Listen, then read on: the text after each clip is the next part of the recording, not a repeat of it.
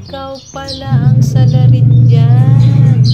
Kaya pala laging nasisira ang mga halaman ko dahil sa'yo. Inubos mo na yung